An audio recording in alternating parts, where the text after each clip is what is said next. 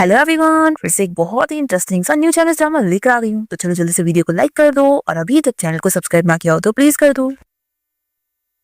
तो ड्रामा की स्टार्टिंग होती है हमारी क्यूट सी फीमेल लीड यनचिंग के साथ, जो कि मजे में सो रही होती है। तभी यहाँ पर उसके मास्टर आ जाते हैं और वो ये देखते हैं कि उसने सारी किस्मत के धागों को मैस कर चुकी होती है। ये देखकर वो जोर से चिल्लाते हैं और यनचिंग उठ जाती है और पूछती है कि मास्टर क्या हुआ है। तो कहते हैं कि तुम मुझसे पूछ रही हो क्या हुआ है, ये देखो तुमने सारी किस्मत के धागों के साथ क्या करी। मैंने तुम्हें बोला था ना कि इन्हें तुम्हें केयरफुली संभालना है। तो यनचिंग कहती है कि मास्टर सॉरी, मैं बहुत ज्यादा थक गई थी और गलती से सो गई। मास्टर चिल्लाते हैं कि तुम्हारी अब इस हरकत की वजह से हेवेंस नाराज हो गए होंगे। तो यनचिंग बहुत ज्यादा डर जाती है और कहती है कि मास्टर मैंने ये जानबूझ के नहीं की, बताओ अब मैं क्या करूं। तो मास्टर कहते हैं कि अब इस प्रॉब्लम को सॉल्व करने के लिए मुझे हेवेंस विजिट करना पड़ेगा और वहां पर भी जाने के लिए एडवांस में बुकिंग करनी पड़ती है, तो मुझे 10 दिन लग जाएंगे।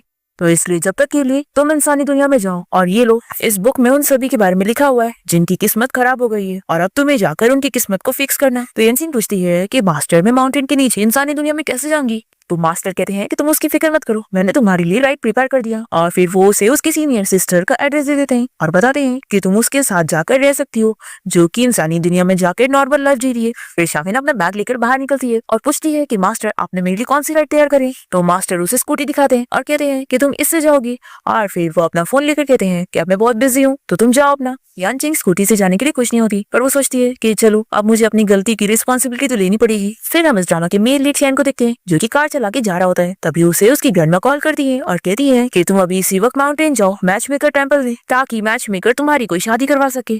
शैन कहता है कि ग्रैंडमा मैं अभी बहुत ही बिजी हूँ और इन्वेस्टर से मिलने जा रहा हूँ। तो ग्रैंडमा कहती है कि तुम अब 30 साल के हो गए हो और अभी तक तुमने शादी नहीं की, क्या तुम मेरे मरने का वेट कर रहे हो। तभी हम यनचिंग को देखते हैं, जो कि स्कूटी चलाते हुए आ रही होती है। जैसे ही वो सामने कार देखती है तो बहुत ज्यादा शॉक हो जाती है और जल्दी से ब्रेक मारने लगती है, पर ब्रेक्स काम ही नहीं करते। और यहाँ पर शैन अपनी ग्रैंडमा से कह रहा होता है कि ग्रैंडमा आप क्यों ना गॉड से कह दो कि वो आपकी ग्रैंड डॉटर इन ऊपर से नीचे उतार दे ताकि मुझे मिल जाए। ये बोलकर वो कॉल कट कर देता है।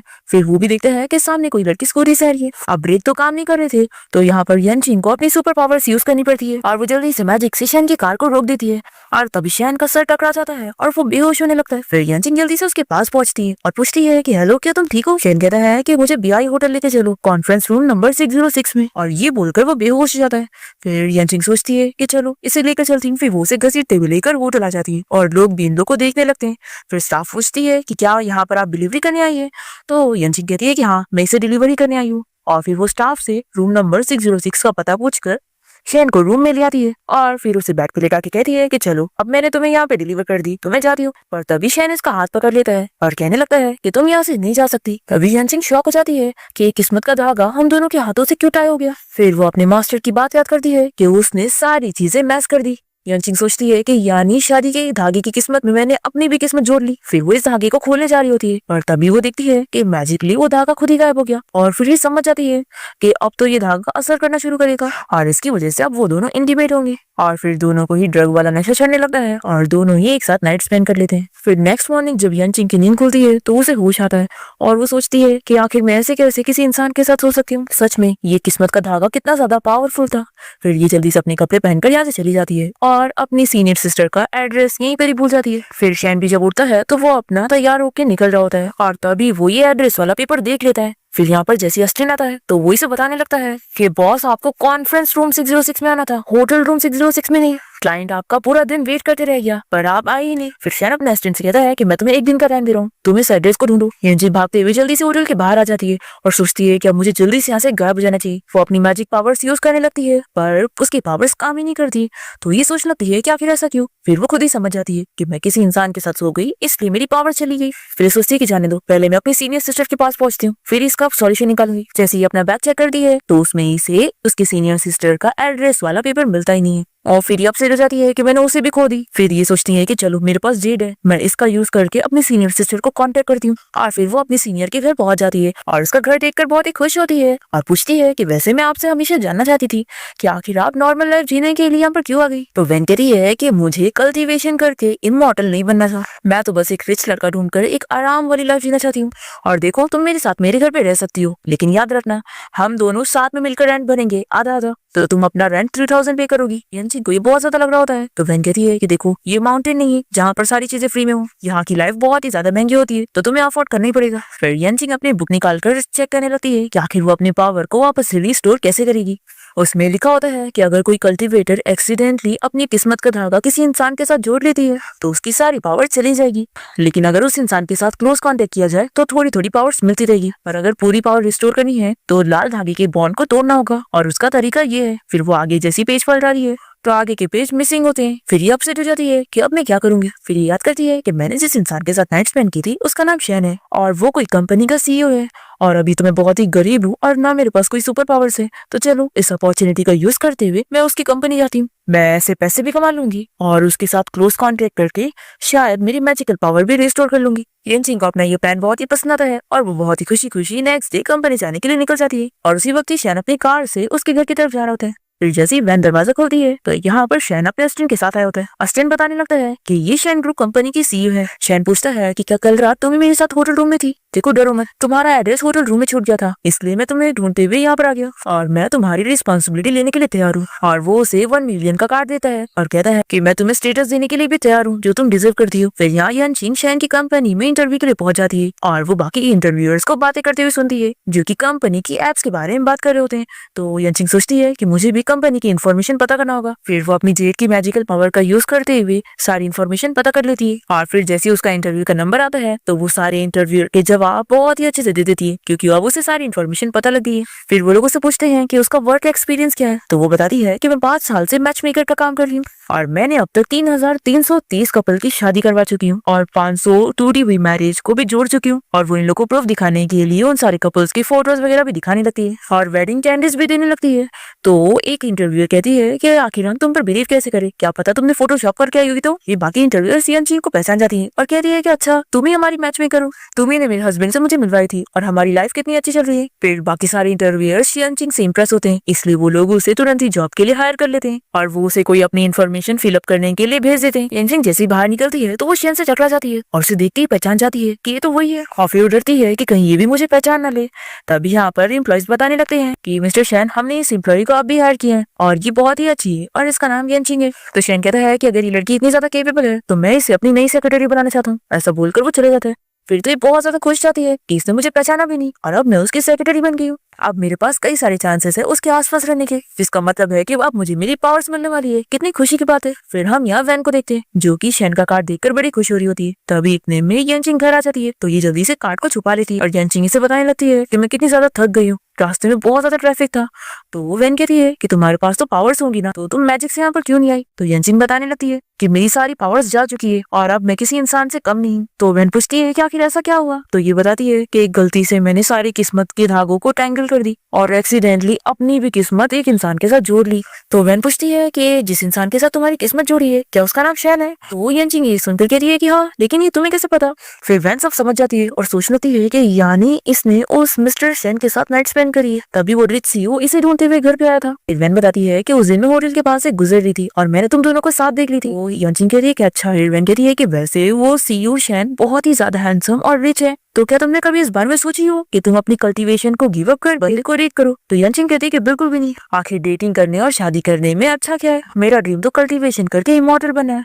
तो वैन कहती है कि हाँ, तुम बिल्कुल सही कह रही है, इस दुनिया में कोई भी अच्छे सिंगल मैन नहीं है। और तुम्हें पता है वो जो सीईओ शैन है वो बहुत ही बड़ा प्ले बॉय है और वो अपनी एम्प्लॉइज को भी हैरेस करता है, तो तुम बच के रहना। ये सुनकर तो येनचिंग भी डर जाती है और फिर वो वैन से पूछती है कि वैसे अगर सारे मैन इतने बुरे हैं तो तुम एक रिच लड़की से शादी क्यों करना चाहती हो। वैन कहती है कि ये मुझे अब जाके पता चला ना, इसलिए अब मैंने भी सोच ली हूँ कि मैं वापस से अपनी कल्टीवेशन कंटिन्यू करूंगी। येनचिंग कहती है कि मुझे ये सब रिमाइंड करने के लिए थैंक यू, मैं केयरफुल रहूंगी। तो वैन कहती है कि वैसे मुझे तुम्हें एक और चीज बतानी थी कि मैं यहाँ से शिफ्ट होकर कहीं और पे रहने के लिए जा रही हूँ। तो ये कहती है कि आखिर ऐसा क्यों, हम दोनों साथ में रहेंगे तो कितना अच्छा रहेगा। और फिर येनचिंग जैसी कार्ड को देख लेती है तो वैन उसे छुपा लेती है और उसे कहती है कि मेरी फ्रेंड ने एक घर ढूंढी है और उसने मुझे बताइए कि वहाँ पर बहुत ही अच्छे से कल्टीवेशन होगा। तो येनचिंग कहती है कि कहीं वो कोई फ्रॉड तो नहीं, आप मुझे अपनी फ्रेंड का नाम बताओ, मैं सीनियर ब्रदर को कहकर उसके बारे में पता करूंगी। वैन कहती है कि मैं जानती हूँ कि तुम मेरे अच्छे के लिए सब कर रही हो, लेकिन मैं अब कोई बच्ची नहीं हूँ, मैं सही गलत जानती हूँ, तो तुम अब मेरी फिक्र करना बंद करो, मैं तो बस एक अकेली और शांत जगह जाकर अपनी कल्टीवेशन पर फोकस करना चाहती हूँ। तो येनचिंग मान जाती है और कहती है कि ठीक है, फिर मैं आपको सपोर्ट करूंगी। वैन अपने मन में सोचती है कि येनचिंग तुम्हें इतनी अच्छी लाइफ नहीं जीनी है तो मैं क्या ही कर सकती हूँ, लेकिन मैं अपने हाथ से इतना अच्छा मौका जाने नहीं दे सकती। फिर नेक्स्ट डे वो अपना लगेज लेकर बाहर निकलती है और यहाँ पर शैन का स्टेंड उसे कार लेकर पिक करने आया होता है। तभी वैन के नेबर अंकल उसे पूछ लेते हैं कि क्या हुआ, तुम यहाँ से शिफ्ट होने जा रही हो और ये तुम्हारा बॉयफ्रेंड है। तो वैन बताती है कि नहीं, ये मेरे बॉयफ्रेंड का हॉस्टल है। अंकल पूछते हैं कि क्या तुम्हारी शादी किसी रिच फैमिली में हो रही है। तो वैन अंकल को बहुत ही रूडली जवाब देती है और कहती है कि आप साइड हटो, और वो जाकर कार में बैठ जाती है और यहाँ से चली जाती है। फिर इसके बाद जब शाविन यहाँ पर पहुंचती है तो उसके नेबर अंकल उसे बताते हैं कि तुम्हारी कजिन अपने बॉयफ्रेंड के साथ यहाँ से जा चुकी है। तो यनसिंग कहती है कि अंकल आपको गलतफहमी हुई है, वो कहीं और पे रहने के लिए जा रही है, ना कि अपने बॉयफ्रेंड के घर पे। तो अंकल कहते हैं कि तुम ये क्या कह रही हो, उसने मुझे पर्सनली बताई थी कि जो बंदा उसे पिक करने आया वो उसके बॉयफ्रेंड का असिस्टेंट है। पर फिर मैंने उससे और सवाल किया तो उसने मुझे रूडली जवाब दी और यहाँ से चली गई। फिर यनजिंग सोच लगती है कि यानी क्या मेरी सीनियर सिस्टर कल्टीवेशन नहीं बल्कि शादी करने गई है, लेकिन आखिर उन्होंने मुझे झूठ क्यों बोला होगा। दूसरी तरफ यहाँ वैन शैन के घर पे पहुंच जाती है और वो अपनी नई रिच लाइफ को देखकर बहुत ज्यादा खुश होती है। क्या वो उसके पास ये सारी महंगी ज्वेलरीज है और इतना बड़ा घर है। नेक्स्ट सीन में हम देखते हैं कि यनजिंग कंपनी में काम करने पहुंच जाती है और जो उसकी सुपरवाइजर होती है वो उसके साथ बहुत ही स्ट्रिक्ट होती है और चिल्लाती है कि यहाँ पर आईडी बैच पहन के रहना है क्योंकि ये तुम्हारा घर नहीं है, ठीक है। अब तुम्हारी इस गलती की वजह से तुम्हारे इस महीने का बोनस कट होगा और अब तुम्हारा काम है सभी 30 एम्प्लॉइज के लिए कॉफी लेकर आना। और वो सभी के चॉइसेस उसे बताने लगती है। तो यनजिंग कहती है कि इतनी सारी डिमांड्स, आप लोग यहाँ पर काम करने आते हैं या फिर खाने पीने। तो सेक्रेटरी वांगी से चिल्लाती है कि तुम चुपचाप से अपना काम करो और अगर तुमने एक भी चीज गलत करी ना तो मैं तुम्हें फायर कर दूंगी। फिर यनजिंग सोचती है कि चलो वो तो अच्छा हुआ कि हम कल्टीवेटर्स की मेमोरी बहुत ज्यादा अच्छी होती है। फिर यनजिंग जैसी सारी कॉफी लेकर आती है तो लिफ्ट में जाने लगती है, पर तभी लिफ्ट बंद हो गई थी इसलिए यनजिंग यहाँ पर गिरने वाली होती है और इतने में शैन यहाँ पर आकर उसे गिरने से बचा लेता है और उसे समझाता है कि अगली बार से केयरफुल रहना। यनजिंग सोचती है कि अब मुझे अपनी मैजिकल पावर्स रिस्टोर करने के लिए इसके साथ क्लोज कांटेक्ट में आना होगा, लेकिन आखिर ये मैं कैसे करूंगी, चलो मैं ट्राई करके देखती हूँ। और फिर वो उसे टच करने जा रही होती है और इतने में वो पीछे टर्न हो जाता है। फिर यनजिंग जल्दी से बहाना बनाती है कि एक्चुअली में मैं एलिवेटर का बटन दबाने जा रही थी। फिर असिस्टेंट से समझाने लगता है कि देखो तुम बस यहाँ पर अपनी जॉब करो और हमारे सीईओ के बारे में कुछ भी ऐसा वैसा मत सोचना। तो यनजिंग कहती है कि मिस्टर शैन मेरे जैसे फोएनिक्स के लायक थोड़ी ना है। तो ये सुनकर शैन भी शॉक हो जाता है और कहता है कि तुमने क्या बोली। तो यनजिंग कहती है कि बॉस आप फिक्र मत करो, मेरी नजर में आप गाजर और मूली से कम नहीं हो। तो शैन और भी ज्यादा शौक होता है कि तुम मुझे किन सारी चीजों से कंपेयर कर रही हो। तो कह रही है कि क्या इसमें कोई प्रॉब्लम है और फिर वो इसे गुड बाय बोलकर जल्दी से लिफ्ट में चली जाती है। फिर यहाँ शैन अपने ऑफिस में आ जाता है और उसका असिस्टेंट उसे काम के बारे में रिपोर्ट कर रहा होता है। तो शैन पूछता है कि तुम्हें क्या लगता है कि मैं बहुत ही ऑर्डिनरी हूँ और दिखने में भी अनअट्रैक्टिव हूँ। तो असिस्टेंट कहता है कि बॉस ऐसा कैसे हो सकता है, आपके लिए तो लड़कियों की लाइन लगी पड़ी है और अनअट्रैक्टिव तो हम जैसे ऑर्डिनरी लोग हैं। तो शैन कहता है कि हाँ तुमने बिल्कुल सीखा, तो ठीक है आज मैं डिनर में गाजर और मूली खाऊंगा। ये बोलकर वो चला जाता है। फिर यनजिंग की भी ऑफिस की छुट्टी हो जाती है और वो घर जाने के लिए निकल रही होती है, पर इतने में यहाँ पर सेक्रेटरी वांग आ जाती है और उसे काम देती है कि तुम अभी रॉयल होटल जाओ मिस्टर शैन को पिक करने के लिए। तो यनजिंग कहती है कि लेकिन अभी तो मेरी काम की छुट्टी भी हो गई और मुझे कुछ काम भी है। तो सेक्रेटरी वांग से चिल्लाती है कि तुम्हें कंपनी में कंपनी के काम को पहले रखना होगा और वो तो अगर असिस्टेंटली मिस्टर शैन की गर्लफ्रेंड की गिफ्ट लाने में बिजी ना होता तो तुम्हें तो इस काम का मौका भी नहीं मिलता। तो ये सुनकर ही शॉक होती है और कहती है कि क्या मिस्टर शैन की गर्लफ्रेंड भी है। तो सेक्रेटरी वांग कहती है कि आखिर तुम कितनी डिसअपॉइंटेड हो रही हो। मैं तुम्हें बता दूं कि मिस्टर शैन की अगर कोई गर्लफ्रेंड नहीं भी होती ना तो भी वो तुम जैसी लड़की को तो लाइक नहीं करेंगी। यनजिंग सोचने पड़ जाती है कि अगर उसकी पहले से गर्लफ्रेंड थी तो वो होटल के गया होता। और फिर ये बाहर आने के बाद अपने सीनियर वैन की बात याद करती है कि उसने इसे बताई थी कि वो सीईओ शैन एक नंबर का प्लेबॉय है। फिर ये बहुत ही गुस्सा हो जाती है कि जरूर वो वहाँ पर किसी लड़की के साथ होटल रूम में जाने वाला होगा। मुझे तो ऐसे लोगों से बहुत ज्यादा नफरत है। फिर ये कार को देखकर सोचती है कि मैं तो हमेशा उड़कर जाती हूँ तो मुझे तो कार ड्राइव करना आता ही नहीं, तो मैं कैसे जाऊंगी। तभी इसे इसकी स्कूटी दिख जाती है और ये सोचती है कि चलो इसी से जाती हूँ। फिर वो होटल के बाहर पहुंच जाती है। तभी इसका जेट चमकने लगता है और इसका सीनियर ब्रदर उसे कांटेक्ट करता है। वो उससे पूछता है कि वो यहाँ पर किस लिए आई हुई है। तो ये कहती है कि आप मुझसे पूछो मत, मैंने गलती से अपनी किस्मत का धागा एक इंसान के साथ जोड़ ली और अब मेरे पास कोई पावर नहीं है और बुक में वो पेजेस गायब है जिसमें धागे का बॉन्ड तोड़ने का मेथड लिखा था, इसलिए मेरे पास कोई ऑप्शन बचा ही नहीं उस पर्सन के आसपास रहने के अलावा। तो सीनियर कहता है कि तुम फिक्र मत करो, मैं तुम्हारे लिए सॉल्यूशन निकालने में हेल्प करूंगा। तो यनजिंग बहुत ही खुश होकर अपने सीनियर को थैंक यू बोलने लगती है। तभी शैन इसे देख लेता है और उसके पास आ जाता है और वो इतना ड्रंक होता है और उससे पूछता है कि तुम किससे बातें कर रही हो। तो वो यनजिंग कहती है कि किसी से भी नहीं, और वैसे बॉस मैं यहाँ पर आपको पिक करने आई थी तो चलो जल्दी से बैठ जाओ। तो शैन इसकी स्कूटी देखकर कहता है कि तुम चाहती हो मैं इस पे बैठूं। तो कहती है कि हाँ, और वो सोचती है कि अभी अगर मेरे पास मेरी मैजिकल पावर्स होती तो मैं आपको उड़ा के लेके जाती। फिर यहाँ पर शैन के क्लाइंट्स भी आ जाते हैं जो कि बहुत ही ड्रंक होते हैं और ये लोग कहने लगते हैं कि मिस्टर शैन की सेक्रेटरी तो बहुत ज्यादा ब्यूटीफुल है और उसे टच करने जा रहे होते हैं।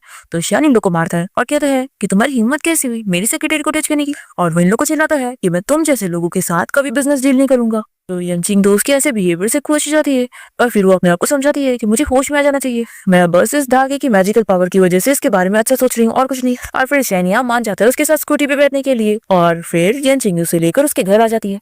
और फिर यनजिंग इसे ऐसे बेहोश देखकर सोचती है कि चलो इस अपॉर्चुनिटी का मैं फायदा उठाती हूँ और इसके क्लोज होकर देखती हूँ कि आखिर मेरी मैजिक पावर रिस्टोर हो रही है कि नहीं। और फिर वो जल्दी से उसका फेस टच करने लगती है और फिर अपनी मैजिक पावर टेस्ट करने लगती है और सोचती है कि आखिर कोई रिएक्शन क्यों नहीं आ रहा है। और उसके ऐसे मैजिक पावर ट्राई करने से वहाँ पर उसकी शर्ट के बटन खुले जा रहे होते हैं। फिर जैसे ही वो उसकी बॉडी देखती है तो शॉक हो जाती है। दूसरी तरफ हम देखते हैं कि वैन यहाँ पर शैन से मिलने के लिए उसके रूम ही आ रही होती है और जैसे ही वो यहाँ पर यंचिंग को देखती है तो जल्दी से छुप जाती है। और फिर यंचिंग सोचती है कि मुझे वैन की आवाज क्यों आई थी, लगता है मुझसे गलतफहमी हुई। तभी इतने में शैन इसे खींच लेता है और फिर वो इसे देखकर वही रात याद करने लगता है और कहता है कि तुम वही हो और इसे फोर्सली किस करने लग जाता है। यंचिंग तो बहुत ज्यादा शॉक हो जाती है और तभी ये सब देखकर यहाँ वैन को बहुत ही गुस्सा आता है और ये सोचती है कि यंचिंग तो मुझसे कह रही थी कि उसे किसी भी इंसान में इंटरेस्ट नहीं है, तो वो यहाँ पर मेरे मैन से इतना क्लोज क्यों हो रही है। और फिर यंचिंग को महसूस होता है कि मेरी मैजिक पावर्स आ रही है, यानी कि जितना ज्यादा क्लोज कॉन्टेक्ट होगा वैसे ही मैजिक पावर्स आएगी। और फिर वो जल्दी से दूर होती है और इसे बताने लगती है कि देखो मिस्टर शैन, मैं तुम्हारी गर्लफ्रेंड नहीं हूँ। पर वो तो इसे किस कर ही जा रहा होता है, तो यंचिंग इसे रोकने के लिए अपनी मैजिक यूज करती है और इसके सर पे वास मारती है। फिर वो बेहोश जाता है और ये डर जाती है कि कहीं मैंने इसे जान से तो नहीं मार दी, फिर तो मेरी सैलरी भी गई। फिर वो जल्दी से इसकी ब्रीथिंग चेक करती है और फिर राहत की सांस लेती है कि चलो ये जिंदा है। और फिर वो यहाँ से भाग जाती है और फिर उसके जाते ही जल्दी से वैन यहाँ पर आ जाती है और सोचती है कि ये अच्छा मौका है, आज मैं मिस्टर शैन की वाइफ बन के ही रहूंगी। और फिर वो उसे टच करने लगती है पर तभी शैन उसका हाथ पकड़ के रोक देता है और उसे कहता है कि मुझसे दूर रहो, तुम्हारे ऊपर से परफ्यूम की कितनी ज्यादा स्मेल आ रही है और मुझे स्ट्रॉन्ग परफ्यूम की स्मेल से एलर्जी है, इसलिए मुझसे दूर रहो। ऐसा बोलकर वो जल्दी से अपने रूम में भाग जाता है। फिर ये बहुत ही गुस्सा होती है कि आखिर मैंने परफ्यूम क्यों लगाई। फिर नेक्स्ट मॉर्निंग हम देखते हैं कि शैन ऑफिस जाने के लिए निकल रहा होता है और तभी वो वास को देखकर सोचता है कि वो वास इतना दूर रखा था तो आखिर उस लड़की ने मुझे वास से सर पे कैसे मारी। तभी इतने में यहाँ पर वैन आ जाती है और कहती है कि मैंने ब्रेकफास्ट रेडी करी हूँ तो खा के जाओ। तो शैन कहता है कि नहीं, इसकी जरूरत नहीं है। तो ये कहने लगती है कि देखो प्लीज मुझे माफ कर दो, कल रात जो हुआ वो मेरी गलती है, लेकिन मैं बस चाहती हूँ कि तुम मुझे यहाँ से निकालना मत, क्योंकि अगर मेरे मॉम डैड को पता चल गया कि मेरा फर्स्ट टाइम जा चुका है तो वो लोग मुझे छोड़ेंगे नहीं। तो शैन कहता है कि मैंने कब कहा कि मैं तुम्हें घर से निकाल रहा हूँ। तो ये जल्दी से इसे हक कर लेती है और कहती है कि थैंक यू, पर शैन जल्दी से उसे दूर कर देता है और वो यहाँ से चले जाता है। फिर वैन सोचती है कि यंचिंग तुम मुझसे कल्टीवेशन में ज्यादा हो तो क्या हुआ, लेकिन तुम किसी मैन को जीतने में मुझे नहीं हरा सकती हो। फिर नेक्स्ट हम देखते हैं कि यंचिंग अपनी मैजिकल पावर्स का यूज करके कंपनी पहुंचती है और सोचती है कि अब पावर्स का वापस आना कितना अच्छा है। तभी यंचिंग देखती है कि सभी एम्प्लॉइज उसके बारे में बात कर रहे हैं कि वो लोग भी उस मैच मेकर से मिलना चाहते हैं जिसने इतने सारे लोगों की शादी करवाई है। तो यंचिंग जल्दी से जाकर उन लोग को बताती है कि वो मैच मेकर की ऑफिस अभी बंद है और क्योंकि उसकी बॉस के लिए मैंने काम कर चुकी हूँ तो मैं उससे चैट पर बात करती हूँ, तो मैं तुम लोग को स्पेशल टिकट देती हूँ जिसके बाद तुम लोग मैच मेकर से मिल पाओगे। फिर सभी एम्प्लॉइज बड़े खुश हो रहे होते हैं। तभी इतने में यहाँ पर सेक्रेटरी वांग आ जाती है और ये यंचिंग को चिल्लाने लगती है और कहती है कि तुम्हारे पास इतना ही टाइम है तो अपने ड्रेसिंग सेंस को ठीक करने में टाइम लगाओ, आखिर तुम कैसे एम्बैरसिंग कपड़े पहनती हो और हमारी कंपनी की इमेज खराब कर रही हो। अब तभी इतने में यहाँ पर शैन आ जाता है और वो यंचिंग से कहता है कि तुम मेरे ऑफिस में हो। यंचिंग सोचती है कि कहीं ये कल रात जो हुआ उसके बारे में मुझसे बदला तो नहीं लेना चाहता है। फिर वो ऑफिस में चली जाती है और यहाँ पर सेक्रेटरी वांग को बहुत ही गुस्सा आता है। फिर यंचिंग ऑफिस में आने के बाद शैन से कहती है कि कल जो मैंने करी थी वो मेरा सेल्फ डिफेंस था, तो इसके लिए आप मुझे ब्लेम नहीं कर सकते। तो शैन कहता है कि किसने कहा कि मैंने तुम्हें ब्लेम करने के लिए बुलाया। तो यंचिंग कहती है कि अगर ब्लेम करने के लिए नहीं तो फिर मैं आपको बता दूं कि मैं ऐसे टाइप की पर्सन नहीं हूँ जो पैसों के लिए अपने आप को बेचूं। तो शैन ये सुनकर शॉक हो जाता है और उसे कहता है कि मैं तुम्हें बता दूं कि मैं तुम्हें बिल्कुल भी इंटरेस्टेड नहीं हूँ। तो ये सुनकर यंचिंग खुश हो जाती है और कहती है कि फिर तो अच्छी बात है। शैन बताता है कि कंपनी में एक इवेंट होने वाला है और उसे हैंडल करने की जिम्मेदारी मैं तुम्हें दे रहा हूँ। तो यंचिंग ये काम लेने के बाद यहाँ से जाने लगती है। तो ये कहता है कि मैंने तुम्हें जाने के लिए नहीं कहा, अभी तुम्हें एक और काम करना है, मेरे साथ मिलकर फेस्टिवल के लिए गिफ्ट लेने चलना है। यंचिंग सोचती है कि लगता है ये अपनी गर्लफ्रेंड के लिए गिफ्ट लेना चाहता है, लेकिन अभी इसकी किस्मत का धागा मेरे साथ जुड़ा है तो ये किसी और के साथ रिलेशनशिप में नहीं आ सकता। फिर ये कह देती है कि बॉस मेरा कहना मानो और आप अपनी गर्लफ्रेंड को कोई गिफ्ट मत दो क्योंकि आपका और उनका रिलेशन ज्यादा दिन तक टिकने वाला नहीं है। तो शैन कहता है कि तुम्हारा क्या मतलब है। तो ये समझाने लगती है कि ट्रू लव को जल्दी में नहीं किया जाता है, उसे थोड़ा टाइम देते हैं, जो स्लोली स्लोली हो वो ही रियल लव होता है। तो इस पर शैन का रिएक्शन देखकर ये कहती है कि ठीक है बॉस, मैं अपना काम करने जा रही हूँ। और शैन तो उसे जाता देखकर स्माइल करने लगता है और सोचता है कि ये कितनी सिली है।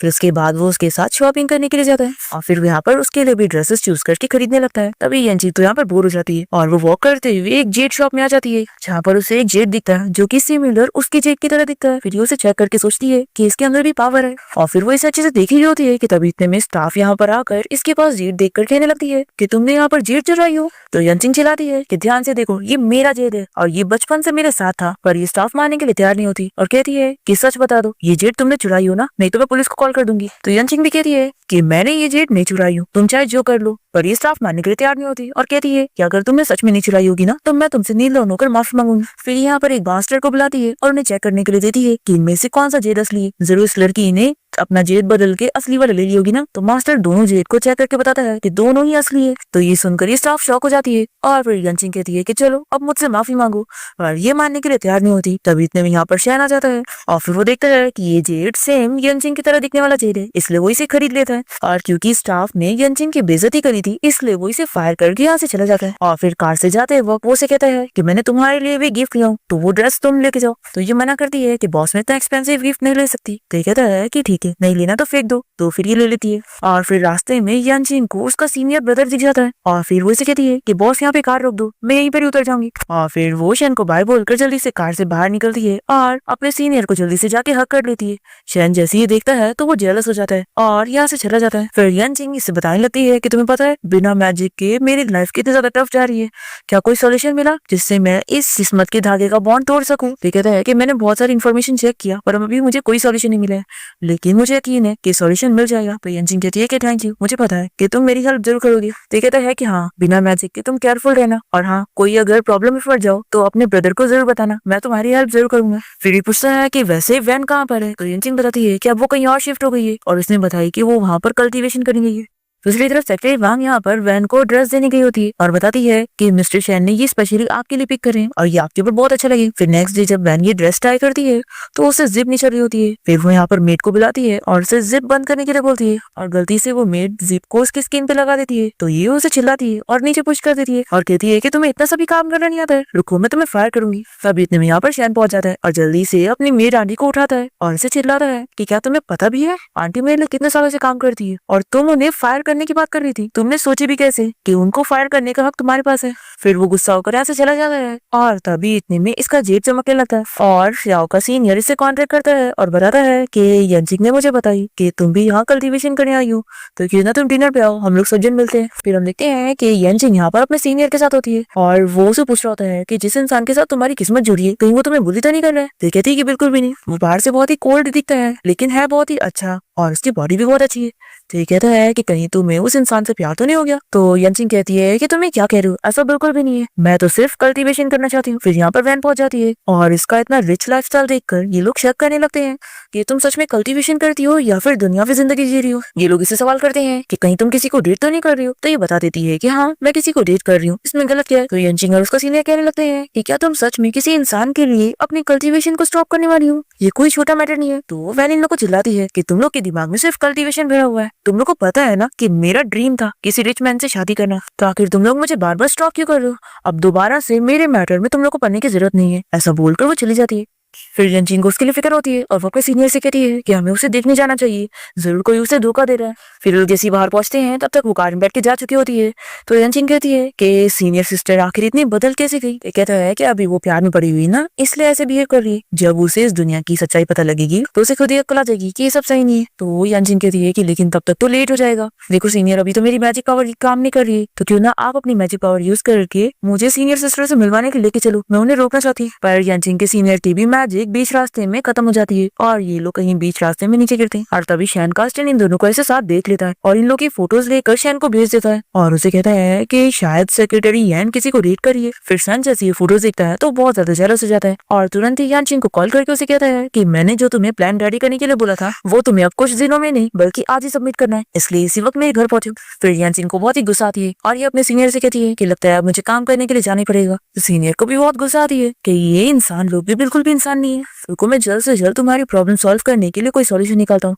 तो कहती है कि हाँ, लेकिन तब तक के लिए तो मुझे ऐसे ही रहना पड़ेगा। दूसरी तरफ शैन टाइम देखते हुए उसका वेट करे जा रहा होता है और अपने असिस्टेंट से कहता है कि क्या वो कोई टर्टल है जो इतनी देर तक आई नहीं। तो असिस्टेंट कहने लगता है कि बहुत जरूर वो अपने बॉयफ्रेंड को गुड बाय कर रही होगी। तो ये सुनकर तो शैन को बहुत ही गुस्सा आ रहा होता है। फिर इसके बाद यंचिंग यहाँ पर पहुंच जाती है और वो कहती है कि बॉस में आ गई। तो ये कहता है कि मैं तुम्हें बता दूं कि तुम काम फिनिश करे बिना यहाँ से नहीं जा सकती। तो ये सोचती है कि अगर मुझे अपनी पावर रिस्टोर ना करना होता ना तो मैं उसके मुंह पे 10 पंच मारती और फिर वो अपसेट होकर काम करने बैठती है। फिर शैन जब अपना शावर लेकर बाहर आता है तो देखता है कि वो बैठे बैठे सो रही है। तो ये उसे आवाज देता है। फिर जैसे ही वो उठती है तो इसकी बॉडी दिखती रह जाती है। तभी शैन उसके क्लोज जाता है और कहता है कि क्या तुमने मुझे अच्छे से देख ली। फिर वो जल्दी से बैठ जाती है और ये कहता है कि क्या हुआ, तुम मुझसे गुस्सा हो जो मैंने तुम्हारी डेट खराब कर दिया। देखो मैं तुम्हें बता दूं कि अब तुम मेरी सेक्रेटरी भी हो और कंपनी की एम्प्लॉय भी, तो तुम्हें हमारी कंपनी की इमेज मेंटेन करके रखना होगा और अपने बिहेवियर पर ध्यान देना होगा। तो ये सोचती है कि कहीं इसे इस बारे में पता तो नहीं चल गया कि मैंने इसके साथ नाइट स्पेंड करी। अब तभी इतने में मेड यहाँ पर आ जाती है और बताती है कि मिस वैन आपको बुला रही है क्योंकि उनकी चेस्ट में पेन हो रहा है। तो शैन कहता है कि आखिर मैं चेक करके क्या करूंगा, मैं कोई डॉक्टर थोड़ी ना हूँ। वैन अपने रूम में बैठी होती है और एक्टिंग करने के एकदम मूड में होती है कि जैसे शैन यहाँ पर आएगा तो वो उसे बताएगी। पर यहाँ पर शैन नहीं बल्कि डॉक्टर आता है तो ये बहुत ही गुस्सा होती है और इन लोग को यहाँ से भगा देती है। फिर नेक्स्ट डे सेक्रेटरी वांग शैन को इवेंट के प्रपोजल के बारे में बता रही होती है। तो वो उसे कहता है कि इस बार का ये इवेंट यंचिंग हैंडल करेगी। तो ये कहती है कि बॉस अभी तो वो लड़की बहुत न्यू है तो क्या कर लेगी। तो ये कहता है कि तुम फिक्र मत करो, मैं उसे पर्सनली गाइड करने वाला हूँ और हाँ यंचिंग को बता दो कि आज की डिनर पार्टी में वो मेरे साथ चलेगी। फिर ये बहुत ही गुस्से में यंचिंग को जाकर इस बारे में बता देती है कि डिनर पार्टी में आज उसे मिस्टर शैन के साथ जाना पड़ेगा। तो यंचिंग सोचती है क्या आखिर ये मुझसे हमेशा इतना गुस्सा क्यों रहती है। फिर वो शैन के साथ यहाँ डिनर के लिए पहुंचती है और यहाँ पर शैन का फ्रेंड यंचिंग को देखकर खुश होता है और कहता है कि तुम्हारी सेक्रेटरी सच में बहुत ही प्यारी है। और फिर वो यंचिंग से बातें करने लगता है और बताता है कि मैं शैन का बहुत ही अच्छा फ्रेंड हूँ और पूछता है कि क्या तुम भी किसी को डेट कर रही हो। तो कहती है कि नहीं, मेरा कोई बॉयफ्रेंड नहीं। तो शैन का फ्रेंड बड़ा खुश हो रहा होता है और ये सब देखकर शैन जेलस होता है और अपने फ्रेंड को ड्रिंक लाने के लिए भेज देता है और यंचिंग से कहता है कि तुम याद रखो कि तुम मेरी सेक्रेटरी हो तो तुम्हें हमेशा मेरे साथ रहना है। फिर शैन का फ्रेंड यहाँ पर यंचिंग के लिए ड्रिंक ले आता है और फिर यंचिंग इन सभी के साथ रॉक पेपर सीजर का गेम खेलते हुए काफी सारी ड्रिंक कर लेती है और बहुत ही ड्रंक हो जाती है। और फिर उसे इतना ड्रिंक करता हुआ देखकर शैन उसे रोकता है और फिर वो उसकी ड्रिंक लेकर खुद पी लेता है और फिर ये उसे उठाकर जल्दी से लेकर घर पहुंचता है। और ये इतनी ड्रंक होती है कि उसे पकड़ के कहने लगती है कि जब तुम मेरे पास रहोगे तो मैं कुछ भी कर पाऊंगी और क्योंकि अब मैं कोई और सॉल्यूशन नहीं निकाल पा रही हूँ तो मैं सोचती हूँ कि मैं हमेशा तुम्हें अपने साथ ही रख लूं। तो ये कहता है कि आखिर तुम क्या बकवास कर रही हो। तभी यंचिंग उसे किस करने लग जाती है और फिर उसे रस्सी से बांध कर रूम में ले आती है। फिर दोनों ही नाइट स्पेंड कर लेते हैं और नेक्स्ट मॉर्निंग जब यंचिंग की नींद खुलती है तो उसका सर दुख रहा होता है और उसे रात का कुछ भी याद नहीं आता। फिर वो शैन को देखकर पूछती है कि कल रात ऐसा कुछ भी नहीं हुआ ना। तो वो कहता है कि क्या तुम भूल गई कि तुमने कल क्या की थी। तो यंचिंग को सब याद आ जाता है और बहुत ही शाय होने लगती है। फिर वो ऑफिस में आने के बाद उसे काम के बारे में रिपोर्ट कर रही होती है कि तभी इतने में यहाँ पर शैन को उसकी ग्रैंडमा की कॉल आ जाती है और शैन की ग्रैंडमा उसे बताती है कि वो जल्द ही एक रिचुअल करना चाहती हैं जिसमें वो शैन फैमिली के पूर्वज से प्रे करने वाली है कि शैन की जल्द से जल्द शादी हो जाए। तो वो शैन से कहती है कि तुम्हें इस रिचुअल के लिए पहुंचना होगा। तो शैन हाँ कहता है और फिर इस रिचुअल के प्रोग्राम को हैंडल करने के लिए शैन ये काम यंचिंग को दे देता है और फिर वो सारी चीजें बहुत ही अच्छे से हैंडल कर रही होती है। पर सेक्रेटरी वांग इससे जेलस होती है और वो ये जानबूझ के यंचिंग को कुछ सामान लाने के लिए भेज देती है। और फिर जब यहाँ पर शैन और उसकी मॉम पहुंचते हैं तो सेक्रेटरी वांग झूठ बताती है कि यंचिंग तो यहाँ पर आई नहीं और ये सारी प्रिपरेशन उसने की है। फिर रिचुअल का टाइम हो रहा होता है तो ग्रैंडमा कहती है कि ठीक है फिर स्टार्ट कर दें। फिर यंचिंग जब सारी चीजें लेकर पहुंचती है तो गार्ड उसे अंदर नहीं जाने देते तो इसके पास ऑप्शन नहीं बचता और ये अपनी पावर्स का यूज करके दरवाजा खोलती है और अंदर जाती है। शैन उसे देखता है तो उसे जल्दी अंदर आने के लिए कहता है और तभी यहाँ पर बहुत तेज हवा चलने लगती है और बहुत सारी चीजें गिरने लगती है। तो इसका इल्जाम सेक्रेटरी वांग यंचिंग पे लगाने लगती है कि जरूर वो एक बैड लक है और उसके आने के बाद ही ये सब हो रहा है, यानी वो अच्छी नहीं है और जरूर आपकी शैन फैमिली के पूर्वज को ये नहीं पसंद आ रही होगी और वो लोग नहीं चाहते होंगे कि ये यहाँ पर रहे, इसलिए इसे नील डाउन होकर अभी उनसे माफी मांगनी चाहिए। अब तभी यहाँ पर यंचिंग को शैन फैमिली के पूर्वज दिखने लगते हैं और वो तो उससे ग्रीट कर रहे होते हैं। तो वो कहती है कि आप लोग को मुझे इतनी रिस्पेक्ट देने की जरूरत नहीं है, मैं बस थोड़ी मोड़ी नॉलेज जानती हूँ। और शैन फैमिली के सभी लोगों को वो सब नहीं दिख रहे होते हैं। ये लोग सोचते हैं कि आखिर ये लड़की कर क्या रही है। फिर सेक्रेटरी वांग यहाँ पर यंचिंग को निकालना चाह रही होती है और उसे पकड़ के कहती है कि तुम यहाँ से बाहर चलो। तभी शैन फैमिली के पूर्वज इसके ऊपर अपना गुस्सा निकालने लगते हैं कि आखिर ये हमारी गॉडेस को इस तरीके से कैसे ट्रीट कर सकती है। और फिर सेक्रेटरी वांग तो यहाँ पर बेहोश जाती है और फिर शैन फैमिली के पूर्वज यंचिंग से एक हेल्प मांगते हैं और वो बताती है कि शैन फैमिली के ऊपर एक श्राप लगा हुआ है जो कि काफी सालों से कि उन्हें हमेशा एक ही बेटा होता है। और वो बताती है कि श्राप को हटाने के लिए इस घर के बाहर एक ट्री है जिसमें अगर फ्लावर्स आ जाएंगे तो वो श्राप खत्म हो जाएगा। तो यंचिंग कहती है कि आप फिक्र मत करो, मैं श्राप को हटाने में हेल्प करूंगी। फिर यहाँ पर शैन की ग्रैंडमा को यकीन हो जाता है कि यंचिंग को सच में पूर्वज दिख रहे थे और वो इन लोग को बताती है कि एक्चुअली मुझे मैजिक आती है। फिर ग्रैंडमा तो बहुत ही खुश होती है और इसे कहती है कि फिर तुम ही हमारी कोई हेल्प करो और फिर वो उसे उस ट्री के पास लेके जाती है। यंचिंग जब अपनी मैजिक पावर यूज करने जाती है तो उसे एहसास होता है कि उसकी पावर्स कम पड़ रही है। फिर वो सोचती है कि अब मेरे पास एक ही रास्ता है और फिर वो शैन को सॉरी बोलकर जल्दी से उसे किस कर लेती है और उससे मैजिक पावर लेने के बाद उस ट्री के ऊपर पावर यूज करती है और फिर उसमें फ्लावर्स आ जाते हैं। तो ग्रैंडमा ये देखकर बहुत ही खुश हो जाती है कि यंचिंग ने उनकी फैमिली के ऊपर लगा हुआ इतना बड़ा श्राप हटा दिया और वो उसे कहती है कि मैं तुम्हें अपनी ग्रैंड डॉटर इन लॉ बनाने के लिए रेडी हूँ और मुझे पता है कि तुम दोनों के बीच में पहले ही कुछ चल रहा है। यंचिंग कहती है कि ग्रैंडमा आप जैसा सोच रही वैसा कुछ भी नहीं है, अभी जो हुआ था वो कुछ स्पेशल सिचुएशन थी, मुझे मैजिक पावर यूज करने के लिए ये करना पड़ा, नहीं तो मैं पावर्स नहीं यूज कर पा रही थी। और मेन बात तो ये कि मिस्टर शैन की पहले से गर्लफ्रेंड है तो आखिर मैं इन्हें डेट कैसे कर सकती हूँ। तो ये जाने के बाद ग्रैंडमा को बुरा लगता है और वो शैन से कहती है कि इतनी अच्छी लड़की छोड़कर तुमने आखिर किसे चुना है। शेन कहता है कि ग्रैंडमा मैं इस बारे में आपको बाद में बताऊंगा, और वो अपनी ग्रैंडमा को यहाँ से भेज देता है। और फिर यानचिंग शेन से कहने लगती है कि क्या आपने अपनी ग्रैंडमा को एक्सप्लेन किया कि हमारे बीच में ऐसा कुछ भी नहीं है। तो ये पूछता है कि तुम मुझे ये बताओ कि क्या तुम्हें सच में मैजिक आती है। तो ये बताती है कि हाँ आती है। तो शेन कहता है कि तुमने मुझे पहले क्यों नहीं बताई थी। तो ये कहती है कि आपने मुझसे पूछा थोड़ी ना था, और वैसे भी मेरी मैजिक थोड़ी स्पेशल टाइप की जो कि सिर्फ मुश्किल सिचुएशन में ही मैं यूज कर सकती हूँ। तो शेन वो सारी सिचुएशन याद करने लगता है जब जब यानचिंग ने इसके ऊपर अपनी मैजिकल पावर यूज की थी। और फिर वो पूछता है कि उस दिन क्या होटल रूम में तुम ही थी, होटल रूम नंबर 606। फिर यानचिंग एक्टिंग करने लगती है और कहती है कि बॉस आखिर इतने महंगे होटल में मुझे कहाँ एंट्री मिलेगी, लेकिन बॉस आखिर आप मुझे ये क्यों पूछ रहे हो। तो शेन नहीं बताता और कहता है कि शायद मैं कुछ ज्यादा सोच रहा हूँ। फिर ये कहता है कि वैसे आज तुमने बहुत अच्छा काम की, इसलिए मैं तुम्हारा बोनस डबल कर रहा हूँ। तो यानचिंग ये सुनकर ज्यादा खुश नहीं होती। तो ये कहता है कि बताओ तुम्हें क्या चाहिए। वो कहती है कि मुझे जो चाहिए वो आप मुझे नहीं दे सकते। और फिर वो सोचने लग जाती है मैं चाहती हूँ कि मुझे मेरी मैजिक पावर मिल जाए और हम दोनों के बीच का ये धागे का कनेक्शन कट हो जाए, कि अगर ऐसा हो गया तो क्या मैं इसे दोबारा नहीं देख पाऊंगी। तभी शैनी से पूछता है कि बताओ मुझे तुम्हें ऐसा क्या चाहिए जो मैं नहीं दे पाऊंगा। वो इसके क्लोज जाने लगता है और कहता है कि कहीं ऐसा तो नहीं कि तुम वापस से मेरी एनर्जी ऑब्जॉर्व करना चाहती हो और तुम्हें एम्बैरेसिंग लग रही है बोलने के लिए। तो ये बहुत ज्यादा शाय होने लगती है और सोचती है कि मेरा हार्ट इतना फास्ट क्यों बीट कर रहा है, और अपने आप को समझाती है कि नहीं, कि ये सब बस उस किस्मत के धागे की पावर की वजह से हो रहा है। अब तभी इतने में यहाँ पर यानचिंग की नजर जाती है सारी अगरबत्तियों पर, और ये कहती है कि जब पहले से इतनी सारी रखी थी तो सेक्रेटरी वांग ने मुझसे और क्यों मंगवाई। तो ये पूछता है कि क्या तुम ये लाने गई थी। तो ये बताती है कि हाँ, मैंने जब यहाँ पर सारे काम कर चुकी थी तो सेक्रेटरी वांग ने मुझे ये लाने के लिए भेज दी थी। तो ये सब सुनने के बाद शेन सब समझ जाता है और फिर वो नेक्स्ट डे अपने सेक्रेटरी वांग को चिल्लाता है कि उसने यानचिंग के बारे में कल सब झूठ बोली थी कि वो कल आई नहीं, और ये से चिल्लाता है कि दोबारा अगर तुमने उसे बुली करी तो अच्छा नहीं होगा। फिर ये सेक्रेटरी वांग को बहुत ही गुस्सा आती है और फिर यहाँ कंपनी में वैन आकर इसके साथ डील करती है और वो इसे कहती है कि यानचिंग मेरी भी दुश्मन है और तुम्हारी भी, मैं उसे शेन की लाइफ से दूर करना चाहती हूँ, तो क्या तुम मेरी इसमें हेल्प करोगी। तो ये तो तुरंत ही मान जाती है और कहती है कि मैं उसे यहाँ कंपनी से निकालना चाहती हूँ। फिर वैन इसे एक मैजिकल स्पेल दे देती है और कहती है कि तुम इसे अपने पास रखो क्योंकि यानचिंग को मैजिक आती है और ये उसके अगेंस्ट काम करेगा। फिर सेक्रेटरी वांग भी याद करती है कि रिचुअल के टाइम पे वो कैसे अपनी मैजिक यूज कर रही थी, तो ये वैन को थैंक यू बोलती है कि ये अब उसके काम आएगा। फिर नेक्स्ट सीन में लिखते हैं कि शेन यानचिंग को बिजनेस ट्रिप पे लेके जा रहा होता है। तभी हस्टिन देता है कि बॉस आखिर इतना दूर के बैठे हुए, लगता है मुझे इन लोग की हेल्प करनी पड़ेगी।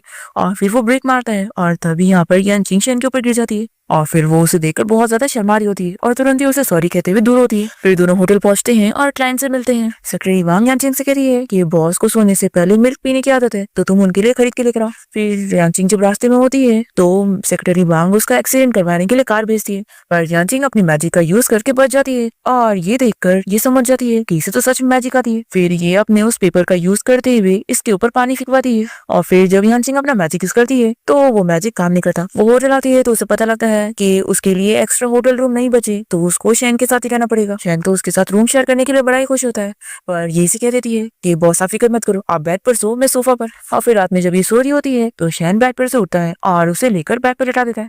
नेक्स्ट मॉर्निंग जब इसकी नींद खुलती है तो ये शेन के पास अपने आप को देखकर शॉक होती है और जैसे वो उठने लगता है तो ये सोने की एक्टिंग करती है। तो शेन कहता है कि एक्टिंग मत करो, मैं जानता हूँ कि तुम उठ गई, बताओ आखिर तुम मेरे बेड पर क्या कर रही हो, तुम जानबूझ के यहाँ पर आई हो ना। तो ये कहती है कि बॉस मुझे भी नहीं पता मैं यहाँ पर कैसे आ गई। ये कहता है कि मुझे पता है कि तुम यहाँ पर क्यों आई, क्योंकि तुम मुझे लाइक करती हो। फिर ये तो कुछ कह नहीं पाई होती है और तभी इतने में अस्टिन आवाज देता है कि बॉस आपको क्लाइंट से मिले जाना है। तो अस्टिन की आवाज सुनकर जल्दी से यानचिंग उठ जाती है और फिर दोनों ही जैसे होटल रूम से बाहर निकलते हैं तो अस्टिन सोचता है कि अच्छा तो दोनों के बीच में कुछ हो रहा था। फिर यानचिंग जब प्रेस कॉन्फ्रेंस पे पहुंचती है तो शेन उसे दिखते रह जाता है और उसकी तारीफ करता है कि ये ड्रेस तुम्हें सूट कर रहा है। तो कहती है कि बॉस चॉइस भी तो आपकी है। फिर वो स्टेज पर पहुंचती है स्पीच देने के लिए, पर वो अपने पर्स में चेक करती है कि ड्राइव है नहीं और यहाँ पर सेक्रेटरी वांग हंस रही होती है क्योंकि उसी ने ड्राइव गायब की होती है। फिर वो यहाँ पर आकर शेन को इस बारे में बताती है कि बॉस ड्राइव यहाँ पर नहीं है जबकि मैंने लेकर आई थी। तो सेक्रेटरी वांग से चिल्लाने लगती है कि आखिर तुमसे इतना छोटा सा भी काम नहीं हुआ। फिर यहाँ पर लोग शेन की कंपनी की मजाक उड़ाने लगते हैं कि ये लोग बिना तैयारी के साथ यहाँ प्रेस कॉन्फ्रेंस कर रहे हैं। तो ये सुनकर यानचिंग को बुरा लगता है और ये सोचती है कि मैं बॉस की कंपनी को ऐसे बैंकरप्ट होने नहीं दे सकती, मुझे कुछ करना होगा। और फिर ये अपनी मैजिक पावर यूज करने का ट्राई करती है पर इसकी पावर काम ही नहीं कर रही होती है। तो ये सोचती है कि मेरे पास पावर्स है फिर भी मैं यूज क्यों नहीं कर पा रही हूँ।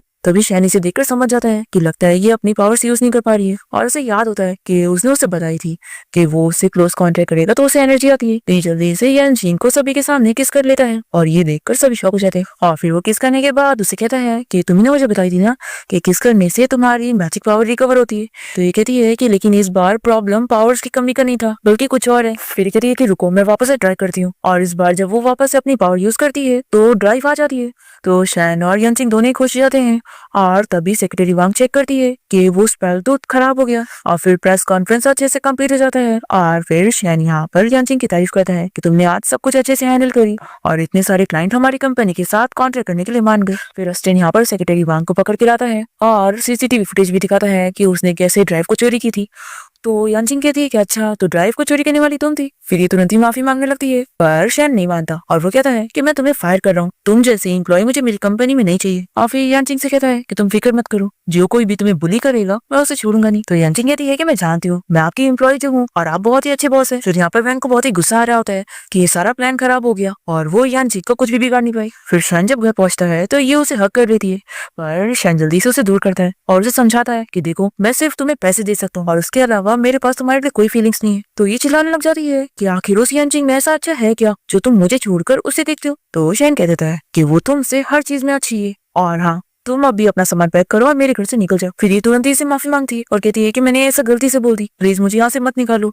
तो शैन इसे लास्ट वार्निंग देकर चला जाता है और ये सोच लेती है कि मैं यानचिंग को छोड़ूंगी नहीं। फिर नेक्स्ट डे यानचिंग जब कंपनी जाती है तो सेक्रेटरी वांग से कहती है कि तुम्हें क्या लगता है कि तुम बॉस को सेड्यूस करोगी और उनकी गर्लफ्रेंड के बीच में होगी तो वो तुम्हें लाइक करने लगेंगे? बिल्कुल भी नहीं, तुम बस एक मिस्ट्रेस हो, और तुम बॉस को लाइक करती हो तो क्या हुआ, वो कभी तुम्हें लाइक नहीं करेंगे। ऐसा बोलकर ही चली जाती है। तो फिर यानचिंग भी इस बार में सोचने लगती है कि क्या मैं सच में मिस्टर शैन को लाइक करती हूँ। फिर ये याद करने लगती है कि इसने अपने मास्टर से एक बार पूछी होती है कि किसी को लाइक करना कैसा होता है। उसके मास्टर बताते हैं कि जब तुम किसी को लाइक करने लगोगी तो तुम्हें उसे देखते ही हार्ट बीट बढ़ने लगेगी और तुम्हारा दिल करेगा कि तुम हमेशा उसे देखती रहो, और अगर तुम उस पर्सन को टच करोगी तो बहुत ज्यादा शाय हो जाओगी।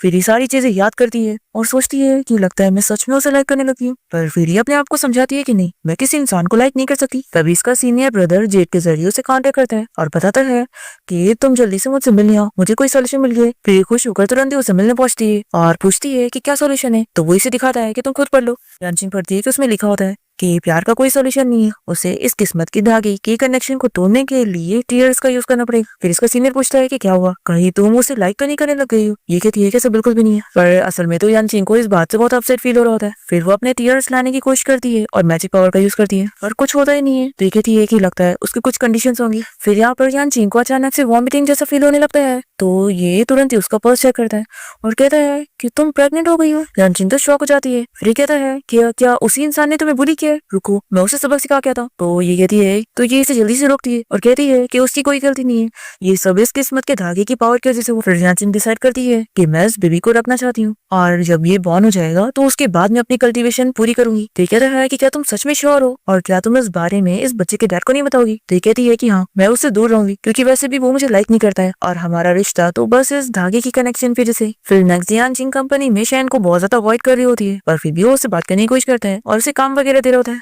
फिर ऑफिस के बाद उसे घर छोड़ने भी जाता है। यानचिंग सोच रही होती है कि मुझे इससे दूर रहना चाहिए क्योंकि इसके पास पहले से गर्लफ्रेंड है। फिर ये इसके घर छोड़ने भी जाता है और उसके लिए मेडिसिन बुला कर देता है। तो कहती है कि बॉस अब आपको यहाँ से जाना चाहिए। तो कहता है कि मैं अभी यहाँ पर हूँ और तुम मुझे भगा रही हो। फिर यानचिंग से पूछ ले रहा है कि तुम आखिर मुझे अवॉइड क्यों कर रही हो, मैं जानता हूँ कि तुम मुझे लाइक करती हो, तो आखिर तुम मुझसे कहती क्यों नहीं? तो कहती है कि आखिर ये बताने का क्या फायदा कि मैं तुम्हें लाइक करती हूँ जब तुम्हारे पास पहले से गर्लफ्रेंड है। तो कभी इतने में शैन की नजर टेबल पर जाती है और वो इस घर प्रेगनेंसी रिपोर्ट उठा लेता है और कहता है कि तुम प्रेग्नेंट हो। वो बहुत ही शॉक हो जाता है और कहने लगता है कि मुझे बताओ आखिर ये बेबी किसका है। तभी इतने में यहाँ पर वैन आई होती है और वो इन लोग की सारी बातें सुनने लगती है, पर यानचिंग इसे कुछ नहीं बताती और कहती है कि मेरा पर्सनल मैटर है और मैं इस बारे में डिस्कस नहीं करना चाहती।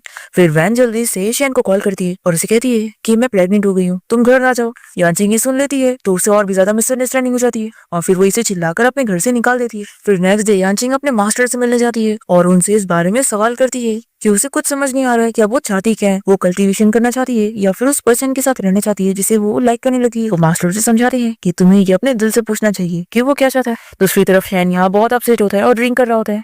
नेक्स्ट डे उसे मेड के जरिए इस बारे में पता लग जाता है कि वैन कोई प्रेग्नेंट नहीं है और वो बस एक्टिंग कर रही है। फिर ये उसे चिल्लाता है कि आखिर वो ये सब एक्टिंग कैसे कर सकती है। तो वो कहती है कि मैं तुमसे बहुत प्यार करती हूँ, इसलिए मैंने झूठ बोल दी। पर फिर शैन यहाँ से गुस्सा होकर चला जाता है और वैन सोच लेती है कि अब वो यानचिंग को रास्ते से हटा देगी और फिर ये उसे मारने के लिए अपनी मैजिक स्पेल करती है ताकि वो अपनी मैजिक ना यूज कर पाए और उसे मारने के लिए कुछ गुंडे भेज देती है। यानचिंग को जब ये गुंडे मिल जाते हैं तो वो अपनी पावर्स का यूज करने की कोशिश करती है पर उसकी पावर्स काम नहीं करती। तभी हम देखते हैं कि शैन यहाँ पर यानचिंग से मिलने के लिए माउंटेन ही गया होता है और तभी वो इन गुंडों को देखकर उनसे फाइट करने की कोशिश करता है और यानचिंग को बचाने लगता है। पर फिर उसे बहुत ज्यादा चोट लग जाती है और वो बेहोश हो जाता है। ये देखकर यानचिंग बहुत ही घबरा जाती है और फिर वो अपनी पावर्स का यूज करती है तो उसकी मैजिक काम करने लगती है और फिर वो इन गुंडों को भगा देती है और फिर वो यहाँ पर शैन के लिए बहुत ज्यादा रोने लग जाती है और उसे बताती है कि वो सच में उसे बहुत ज्यादा लाइक करती है। तभी शैन को होश आ जाता है और वो उसे कहता है कि मैंने सब सुन लिया और फिर दोनों ही हक करते हैं। ये पूछती है कि तुम्हें कैसे पता कि मैं यहाँ मुसीबत में हूँ। तो ये बताता है कि मैंने जो ये जेड पैंडेंट खरीदा था जो कि तुम्हारे वाले की सेम कॉपी है, तुम जब भी मुसीबत में होती हो तो ये चमकने लगता है, तो मुझे इस तरीके से पता चल गया। फिर दोनों बहुत ही खुश होते हैं और किस करने जा रहे होते हैं। पर तभी यहाँ बीच में अस्टिन आ जाता है और पूछने लगते हैं कि बॉस क्या आप ठीक है। तो शैन गुस्सा होकर कहता है कि हाँ मैं जिंदा हूँ। फिर इसके बाद यानचिंग शैन को लेकर हॉस्पिटल आ जाती है और फिर वो यहाँ पर उसे इस बारे में बता देती है कि एक्चुअली उस दिन होटल रूम 606 में वही उसके साथ थी। फिर इसी वक्त ही शैन को सीसीटीवी फुटेज भी मिल जाती है और फिर ये कंफर्म हो जाता है। तो ये जानकर बहुत ही हैप्पी होता है और इसे कहता है कि यानी जो तुम्हारा बेबी है। तो ये कहती है कि हाँ वो तुम्हारा है। फिर ये पूछता है कि वैसे वैन के साथ तुम्हारा क्या रिलेशन है। तो ये कहती है कि तुम उसे कैसे जानते हो, वो मेरी सीनियर सिस्टर है, हम दोनों के मास्टर सेम है और हम दोनों ने माउंटेन पर अपनी कल्टीवेशन करे। तो शैनी से उसके बारे में सब बता देता है कि जिसे तुम अच्छी समझ रही हो वो कोई अच्छी नहीं है, उसने तुम्हारी जगह लेने की कोशिश की और मुझसे झूठ बोली। ये सब जानकर शौक होती है और कहती है कि जब वैन यहाँ पर आएगी तो मैं उससे खुद पूछूंगी। फिर जैसी वो यहाँ पर आती है तो यानचिंग उसे पूछने लगती है पर ये फिर भी यहाँ पर सच नहीं बताती। तभी शैन यहाँ पर उसका स्पेल निकालता है। तो ये देखकर यानचिंग इसकी एक्सप्लेनेशन मांगती है कि आखिर ये क्या है। तो ये सब बता देती है कि हाँ मैंने गुंडों को तुम्हें मारने के लिए भेजी थी क्योंकि तुम मेरी अच्छी लाइफ के बीच में आ रही थी। तुमने बोली थी ना कि तुम्हें तो सिर्फ कल्टीवेशन करना है, तो आखिर तुम मेरे मैन को मुझसे क्यों छीन रही थी। और फिर कहती है कि जो मेरा नहीं होगा उसे मैं तुम्हारा भी नहीं होने दूंगी और फिर इसे पुश कर देती है ताकि इसका बेबी मर जाए। तभी शैन जल्दी से यहाँ पे डॉक्टर को बुलाता है और फिर वो अपने गार्ड्स को कहकर यहाँ से वैन को पुलिस स्टेशन ले जाने के लिए कहता है। वो यहाँ पर माफी मांगने लगती है पर वो नहीं सुनता। फिर डॉक्टर यानचिंग का चेकअप करने के बाद बताता है कि वो प्रेग्नेंट थी ही नहीं, तो उसका बेबी कहाँ से हुआ। तो कहती है कैसा कैसे हो सकता है और वो जल्दी से अपनी रिपोर्ट दिखाती है। तो डॉक्टर बताता है कि इसमें नाम पढ़ो, इसमें तुम्हारा नहीं बल्कि कोई और वुमेन का नाम है। तो सीनियर ब्रदर कांटेक्ट करके बताता है कि शायद मुझसे मिसअंडरस्टैंडिंग हो गई, तुम प्रेग्नेंट नहीं हो। फिर यानचिंग और शैन ये सब जानने के बाद हंसने लगते हैं और फिर लोग डिसाइड करते हैं कि वैसे ये लोग सच में अपना बेबी करेंगे। और फिर यानचिंग शैन को लेकर अपने मास्टर से मिलवाने जाती है और उनसे बताती है कि अब वो दोनों साथ हो गए। और वो पूछती है कि मास्टर का यहाँ गुस्सा तो नहीं है ना जो मैंने कल्टीवेशन को छोड़कर प्यार को चुनी। तो मास्टर कहते हैं कि ऑफ कोर्स नहीं, तुमने वो चुनी हो जो तुम्हारा दिल कह रहा था, तो इसमें कुछ भी गलत नहीं है। फिर यहाँ पर शैन मास्टर को थैंक यू बोलने लगता है। तो कहते हैं कि तुम मुझे नहीं बल्कि इस लड़की को थैंक यू बोलो क्योंकि इसी ने गड़बड़ी करी थी और तभी तो तुम दोनों की किस्मत जुड़ गई। यानचिंग और शैन बहुत ज्यादा खुश होते हैं और यानचिंग कहती है कि ठीक है मास्टर, मैं अब शैन के साथ सिटी में जा रही हूँ रहने के लिए। और फिर लोग मास्टर को बाय बोलकर चले जाते हैं और इसी के साथ इस ड्रामा की हैप्पी एंडिंग यहाँ पर हो जाती है।